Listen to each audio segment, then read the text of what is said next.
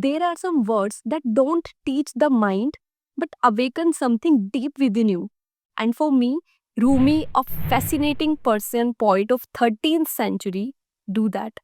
So आज के video में I am sharing with you some of my most favourite quotations by Rumi, जिनसे मुझे तो बहुत इंस्पिरेशन मिली है, शायद आपको भी मिल जाए. So first quote is, what you seek is seeking you. जो भी आप चाह रहे हो, जो आपका डीपेस्ट डिजायर है, जिसके पीछे आप भाग रहे हो, सक्सेस, लव, पीस, वो भी तुमको ढूंढ रहा है. The universe is not working against you but it is working for you. But यहाँ पे एक सीक्रेट है कि आपको अपनी इंटरनल फ्रीक्वेंसी को उस चीज के साथ मैच करना होगा. सिंपल वर्ड्स में, अगर आपको बहुत सारा पैसा चाहिए, ओके, डिजायर आपका स्ट्रोंग है, बट आप अंदर ही अंदर ये सोचते हो कि इट्स इम्पॉसिबल, या ये तो बहुत डिफिकल्ट है, या यू डोंट डिजर्व दैट, तो आप वहाँ लैक की एनर्जी क्रिएट करते हो. यूनिवर्स में वैसी ही एनर्जी जाती है. सो जब आपका डिजायर, आपके इंटेंशंस, आपकी विश बहुत स्ट्रोंग एंड प्योर होती है, आपको सच में लगता है that you deserve that and ये चीज होगी, आपको सच में विश्वास है, then you know what happens. एक तरह की इलेक्ट्रोमैग्नेटिक वेव्स यूनिवर्स में जाती है और उस चीज को आपकी तरफ पुल करती है. ये सिर्फ स्पिरिचुअल आइडिया नहीं है, इनफैक्ट मॉडर्न साइंस भी इस चीज में बिलीव करती है that everything is energy, vibrations and frequency. So instead of chasing that thing, चीज के पीछे भागने की जगह है, you have to be becoming. आपको वो क्वालिटीज अपने अंदर कल्टीवेट करनी पड़ेगी, अपनी अंदर की लाइफ को हील करना पड़ेगा. तो माइंडसेट ऐसा है कि अगर मुझे वो चीज मिल जाती है, if I get that thing, if I get that person, I would be more happier, I would be peaceful and successful. No, you have to cultivate those qualities first within you. आपको lack की energy नहीं, आपको already fulfilled की energy universe को भेजनी है. Then you attract that thing in your life. That's how law of manifestation and law of attraction works. It's about vibrating at that frequency. लेकिन अब आप पूछोगे कि मुझे कैसे पता लगेगा कि मैं उस फ्रीक्वेंसी पे हूं या नहीं. How do I know I am aligned और नॉट? इसका आंसर भी रूमी ने अपने नेक्स्ट कोट में दिया है. That is, when you do things from your soul, you feel a river moving in you. जब हम कोई ऐसा काम करते हैं तो सिर्फ दिखावे के लिए करते हैं, प्रेशर में आके करते हैं, फिर फियर में करते हैं, में अंदर से एक हैवीनेस फील होती है, कॉन्फ्लिक्ट फील होता है, राइट? बट जब आप वो करते हो जो करना आपको सबसे अच्छा लगता है, जिसको करते हुए आपको टाइम का ही पता नहीं लगता, you are so into that कि आप ऑलमोस्ट थॉटलेस स्टेट में होते हो.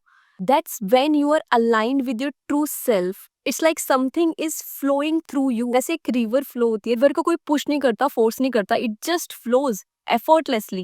Similarly, if you do things from your soul, you feel like a river flowing in you. आप वो काम पैसे या फिर एप्रिसिएशन या फेम के लिए नहीं करते. Yes, this is the byproduct, but main जो आपका पर्पज है to do that work is to experience that joy. And science की भाषा में इसको बोलते हैं flow state, and that's when you are vibrating at the higher frequency, जब आपकी फ्रीक्वेंसी सबसे हाई होती है.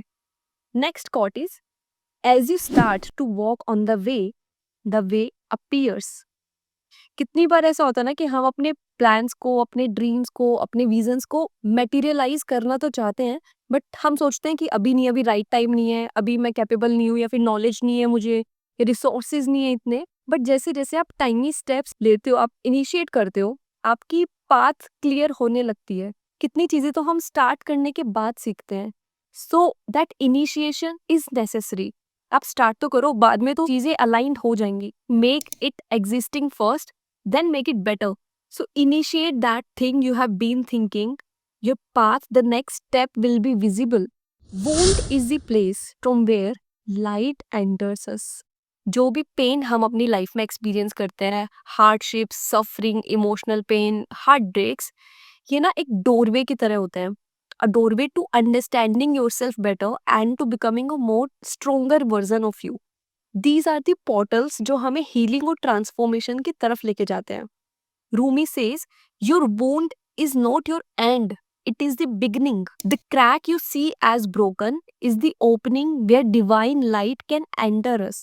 अगर हम इस तरीके से देखें कि पेन पनिशमेंट नहीं है, it is the purification. It burns away all that is not true, so that the truth of what you are and what truly matters arises.